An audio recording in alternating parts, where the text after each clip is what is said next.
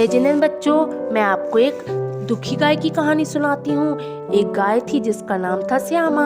वह उसका मालिक उसे बहुत प्यार से पालता था और जैसे ही बड़ी बड़ी हो गई तो उसकी कदर कम होने लगी। क्यों? क्योंकि वह दूध नहीं देती थी।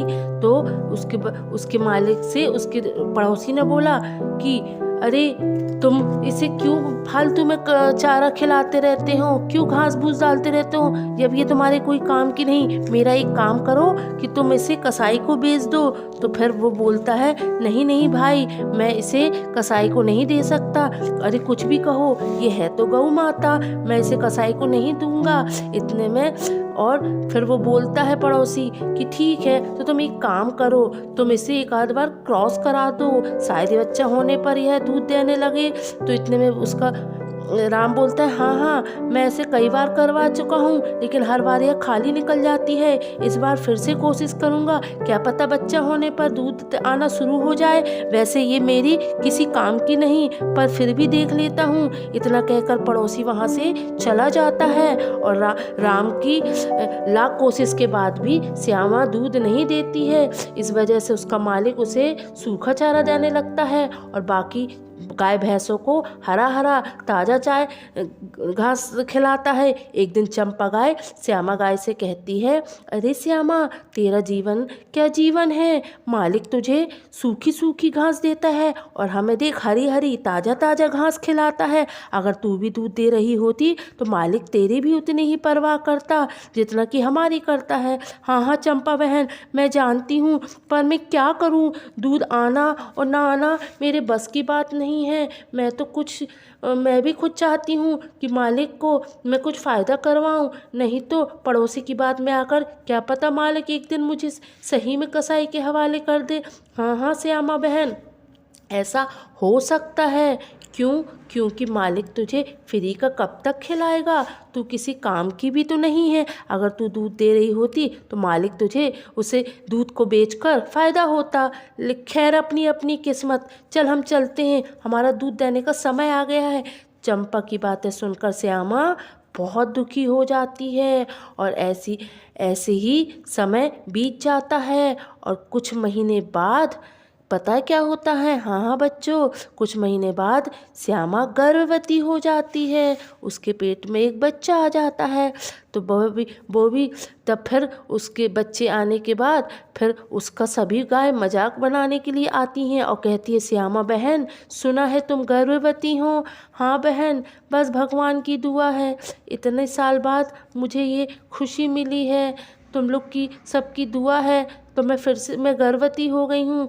अच्छा है, पर मुझे एक बात का दुख है कि अगर तुम्हारा बच्चा होगा तो मुझसे कैसे दूध पिलाओगी? तुम तो बिना दूध वाली गाय हो, तुम्हारे बच्चे को तो भूख से मरना होगा। इतना है शुभ। तो इतने में श्यामा बोल पड़ती है, अरे बहन तुम ये क्या बोल रही हो, शुभ शुभ बोलो बहन, खुद भी तो एक माँ हो और ऐसी बात कर रही हो। मेरे लिए तुम तो दुआ करो कि जब मेरा बच्चा हो तब मुझे भी दूध चालू हो जाए उतरना।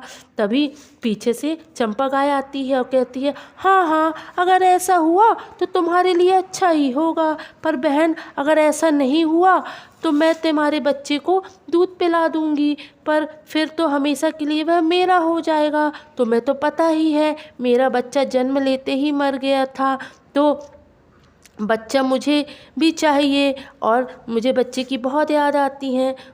मुझे माँ बोलेगा। श्यामा गाय चंपा की बातें चुपचाप सुनती है और कुछ समय बाद वह एक बछड़े को जन्म देती है। सबको यही उम्मीद थी कि अब श्यामा दूध देने लगेगी। तो मालिक बोलता है, अब तो मेरी गाय का बछड़ा भी हो गया है, अब ये शायद दूध देने लगे, चलो कोशिश करते हैं। फिर से श्यामा का दूध निकालने की कोशिश करता है, मगर श्यामा अब भी दूध नहीं देती है। भगवान अब मैं क्या करूं, इस गाय ने बछड़ा भी दे दिया लेकिन इसका दूध तो अभी तक नहीं रहा।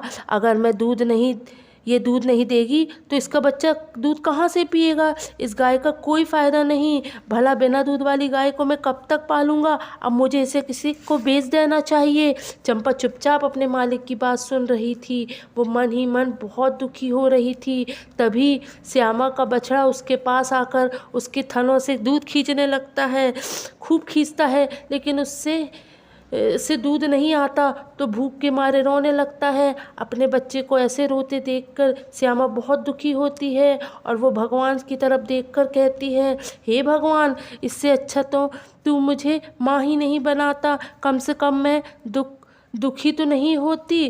तूने मुझे माँ बनने का सुख तो दिया और मेरा बछड़ा भूख से तड़प रहा है, मैं अपने बच्चे को दूध भी नहीं पिला सकती। ये कैसी पीड़ा है भगवान, मुझसे ये दुख नहीं देखा जा रहा है। इससे अच्छा तो तू मेरी जान ही ले ले। अगर मैं अपने बच्चे का पेट भी नहीं भर सकती तो मैं माँ कहलाने के लायक नहीं हूँ। श्यामा भगवान से ये बातें कह रही थी कि तेज तेज रोने लगती है और कुछ देर बाद वहाँ पर चंपा गाय आ जाती है और उससे कहती है, श्यामा, तेरा जीवन ही व्यर्थ है। तेरा माँ बनने का क्या फ़ायदा हुआ कि तू अपने बच्चे को दूध भी नहीं पिला सकती है। इससे तो तू मर ही जाती। देखना, तेरा बच्चा कितनी बुरी तरीके से दूध के लिए तड़प रहा है और तू इसे दूध भी नहीं दे सकती। बेकार है ऐसी ज़िंदगी।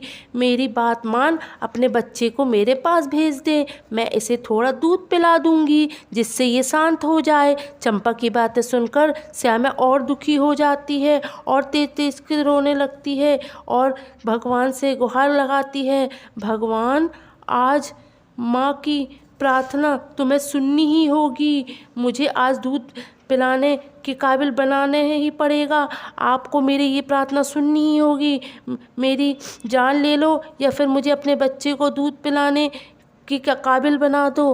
अगर तुम चाहती हो कि तुम्हारा बच्चा जीवित रहे, ये बात से चंपा कहती है, तो ये बच्चा मुझे दे दो, मैं इसे दूध पिला दूंगी। श्यामा रोती रहती है। तभी वो देखती है कि उसका बच्चा भूख के मारे बीमार होने लगता है।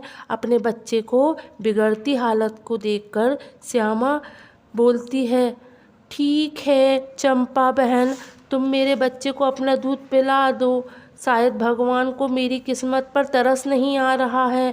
मैं नहीं चाहती कि मेरा बच्चा एक बिना दूध वाली माँ के कारण मर जाए।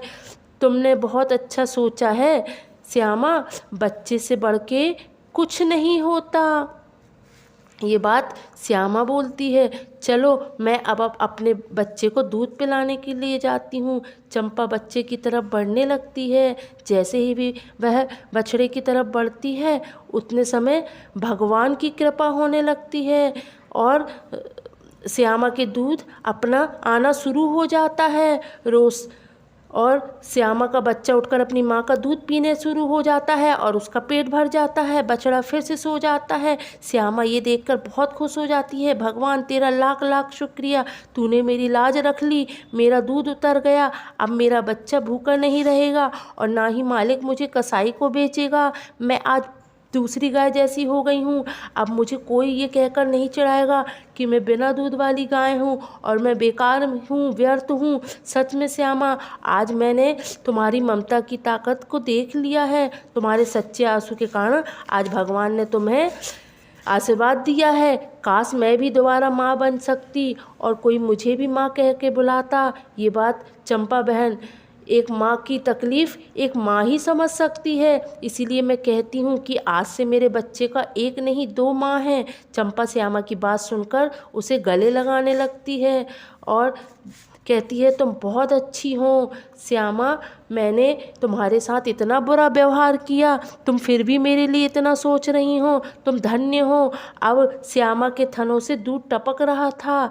ये देखकर मालिक भी बहुत खुश हो जाता है और बाल्टी लेकर उसके दूध निकालने के लिए आ जाता है और फिर उसका बहुत सारा दूध निकलता है और वो सबसे ज़्यादा दूध देने वाली गाय बन जाती है। मालिक वो दूध बेचकर बहुत अच्छा खासा धन कमाने लगता है।